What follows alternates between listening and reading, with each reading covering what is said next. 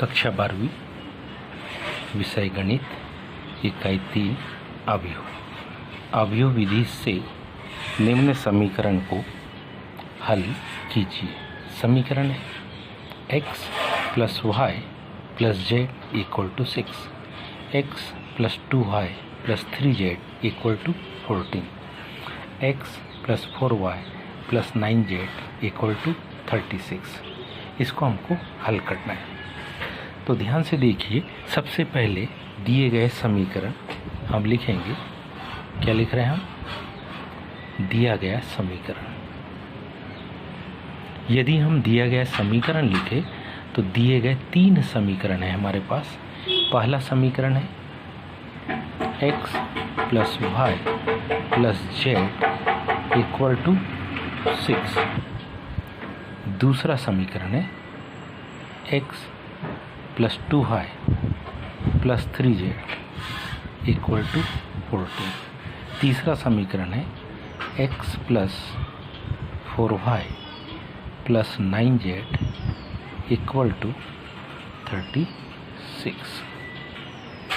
इस समीकरण को ध्यान से देखें तो अब हमारे पास में इसको हल करेंगे हम। ये जो उपरोक्त समीकरण है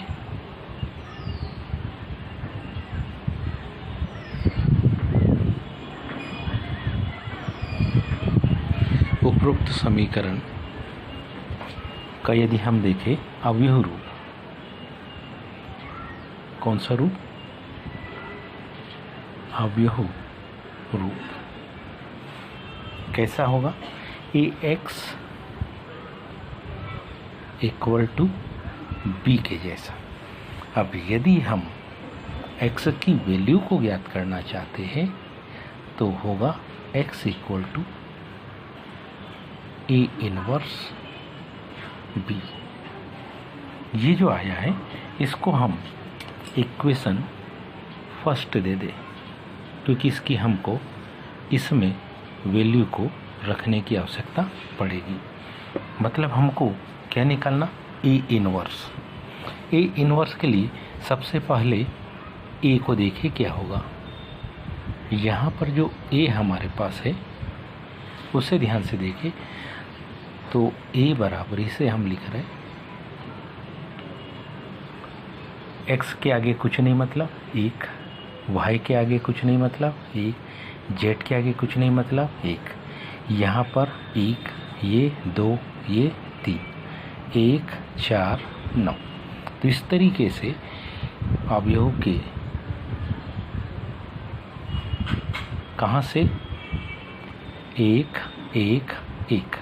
अब दूसरा अवयव 1 2 3। तीसरा अवयव 1 4 9।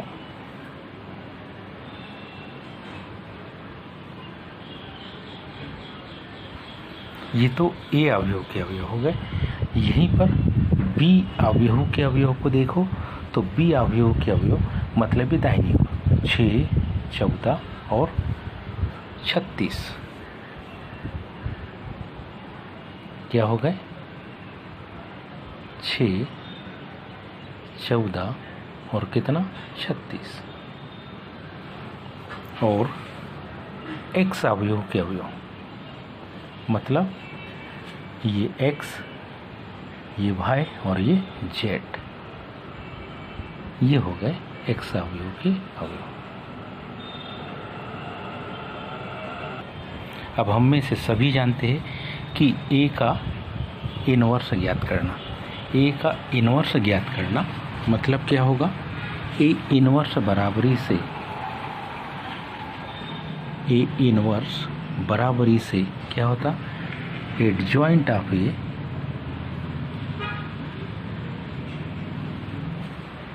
बटे सारणी के। इसको हम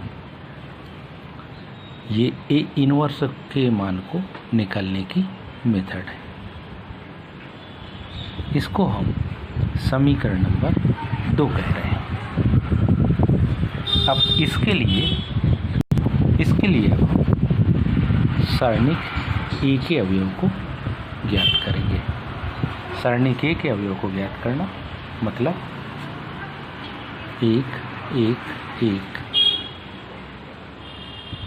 1 2 3 1 4 9। इसको ज्ञात करने के लिए पहले अवयव के सापेक्ष धन 2 का 9 से गुना होगा, 2 9 18, 3 का 4 से गुना, 3 चौक 12। दूसरे अवयव के आगे ऋण चिन्ह किसका, 9 का 1 से गुना, 3 का 1 से गुना। तीसरा अवयव फिर से धनात्मक और 4 एकम 4, 2 एकम 2। तो इसको जब हल करेंगे तो 18 में से 12 को घटाएंगे तो 6, 9 में से 3 को घटाएंगे तो 6, लेकिन आगे ऋण चिन्ह है। 4 में से 2 को घटाएंगे तो इस तरीके से इसका हल आ गया 2।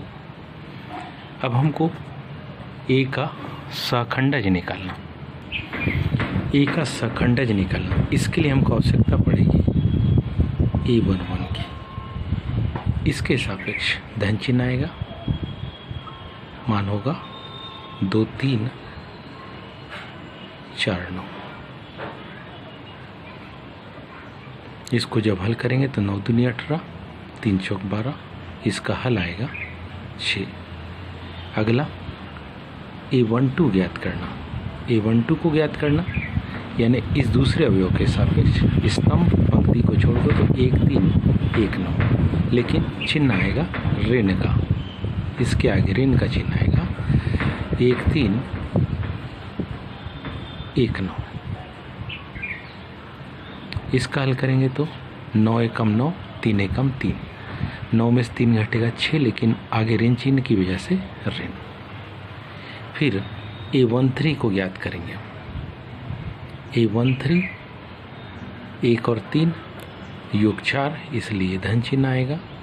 तीसरे अवयव के सापेक्ष 1 2 1 4, 1 2 1 4।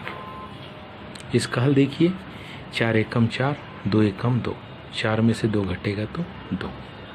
फिर हम ज्ञात करेंगे A21। A21 का मतलब ऋण 1 की घात 2 धन 1, मतलब कौन सा चिन्ह, ऋण का चिन्ह। 21 यानी इस अवयव के सापेक्ष ये धन के चिन्ह, मतलब क्या, हमारे पास ये इस अवयव के सापेक्ष ये पंक्ति और ये स्तंभ को छोड़ देंगे तो आपके पास 1 1 4 9 क्या जाएंगे, वो A21 के अवयव 1 1 और 1 1 और 4 9। अगला अवयव इसका हल 9 एकम 9, 4 एकम 4, 9 में से 4 को घटाएंगे तो ऋण 5। चलिए अब हम देखें A22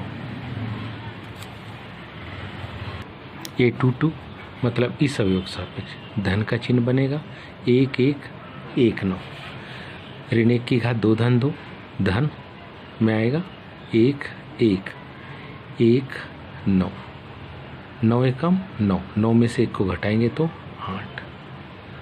अब इस अवयव को देखें, ये अवयव है A23 अवयव को देखें तो यहाँ ऋण चिन्ह आएगा, क्योंकि ऋण 1 की घात 2 धन 3 5 विषम हो जाती है।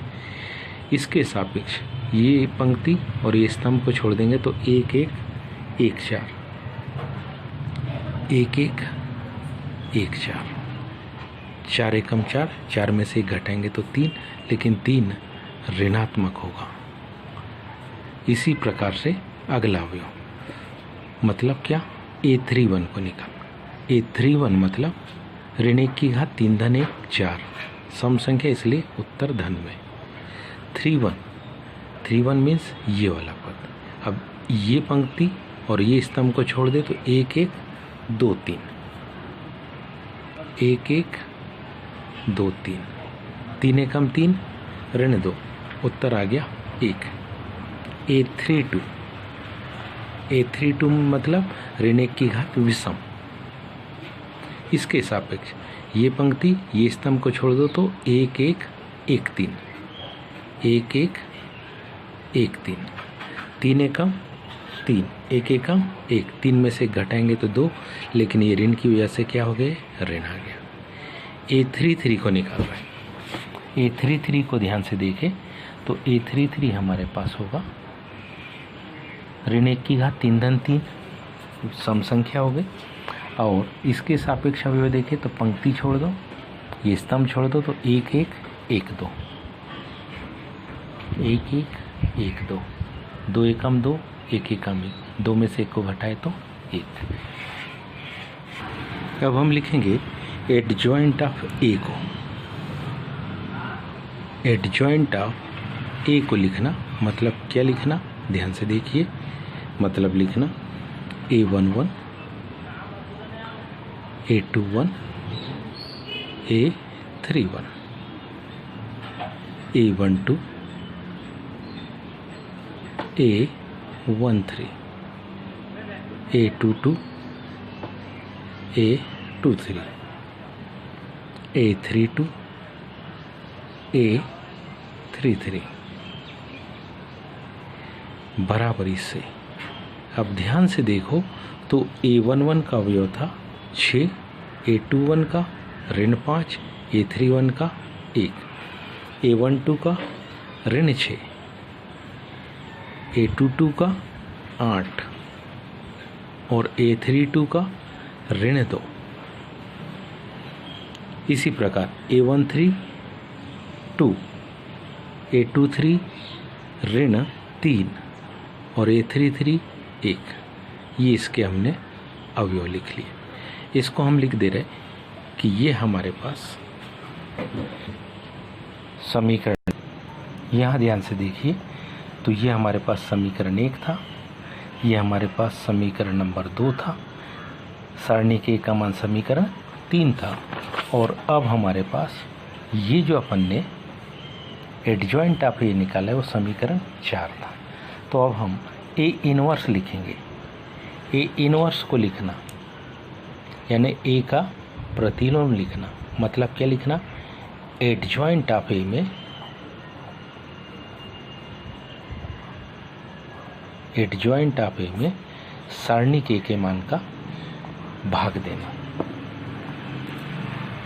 यानी कि बराबरी से आ जाएगा। सारणी के का मान तो आया था 2, यानी 2 का भाग देना, किस में देना, इस ऊपर जो आपके पास समीकरण 4 आया उसमें 6 ऋण 5 1 ऋण 6 8 ऋण 2 2 ऋण 3 1, इसमें भाग देना। कुछ संख्या ऐसी है जो कट जाएगी, कुछ संख्या ऐसी भी है जो नहीं कटेगी, उसके बटे में 2 आ जाएगा। 2 का 6 में भाग देने पर 3 मर जाता है। 5 विषम संख्या इसलिए ऋण 5 बटे 2 होगा। 1 के बटे में भी 2 आ जाएगा। ऋण 6 ऋण 3 बार कट जाएगा। 8 में 4 बार भाग चल जाएगा। 2 में 1 बार, लेकिन 1 के आगे ऋण है क्योंकि ऋण 2 में भाग दे रहा है। 2 का 2 में भाग देंगे तो 1 बार। ऋण 3 में देंगे तो ऋण 3 बटे 2 आएगा, 1 बटे 2। ये हमारे पास किसका मान आ गया, ए इनवर्स का, जिसको कि हम समीकरण नंबर कौन सा दे दें, 5वां। अब हमारे पास मुख्य सूत्र जो समीकरण 1 था उसे ध्यान से देखें तो मुख्य सूत्र हमारे पास समीकरण 1 कुछ इस प्रकार से था, क्या, x equal to A inverse B. यहाँ पर क्या, ए इनवर्स का मान निकाल चुके हैं, x का मान हमारे पास ये है और b का मान हमारे पास ये है। तो इस तरीके से हम इस मान को रखेंगे। तो अब हम क्या कर रहे हैं, x इक्वल टू हमारे पास जो वैल्यू थी x equal to A inverse क्या बी में क्या करने पर, मान रखने पर। इसमें जब अपन मान रखेंगे तो देखो x का मतलब है सीधी सी बात x y z,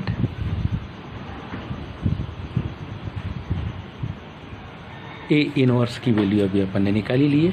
A inverse की वैल्यू आपके पास में है 3 ऋण 5/2 1/2 ऋण 3 4 ऋण 1 ऋण 3/2 1/2। बी मतलब बी हमारे पास है कितना 6 14, बी हमारे पास है 6 14 और 36 बी का मान। बायां पक्ष क्या x y और z क्या होगा, ध्यान से देखो। पहली पंक्ति का पहले स्तंभ से गुणा, 3 का 6 से गुणा होगा तो 3 छके 18, 5/2 का 14 से गुणा होगा तो 2 से 14 कट जाएगा, 7 बार 2 7 14 और 5 7 35। 1/2 का 36 से गुणा होगा तो आ जाएगा कितना धन 18। ऋण 3 का 6 से गुणा ऋण 18, 4 का 14 से गुणा 56,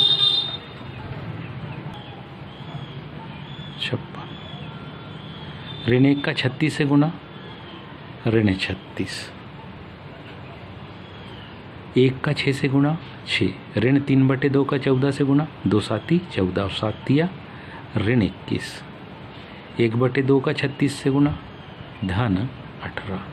अब इसको हम केवल हल कर लेंगे तो हमारे पास x y z के क्या आ जाएंगे मान। x y z 18 धन 18 36, 36 में से 35 को घटाएंगे तो 1, 36 और 18 दोनों को जोड़ देंगे तो ये माना जाएगा कितना 54 ऋण 54, 56 में को घटाएंगे तो 2, 18 में 6 जोड़ेंगे तो 24, 24 में से 21 को घटाएंगे तो 3। दोनों तरफ समान अवयव की परिभाषा से हम बड़ी आसानी से बतला सकते हैं क्या कि तुलना करने पर हमको इनके मान मिल जाएंगे किसके x y z के। x बराबरी से कितना 1, y बराबरी से 2 और z बराबरी से 3। उम्मीद है आप सभी को ये प्रश्न समझ में आया होगा। आज के लिए इतना ही, शेष कल। धन्यवाद।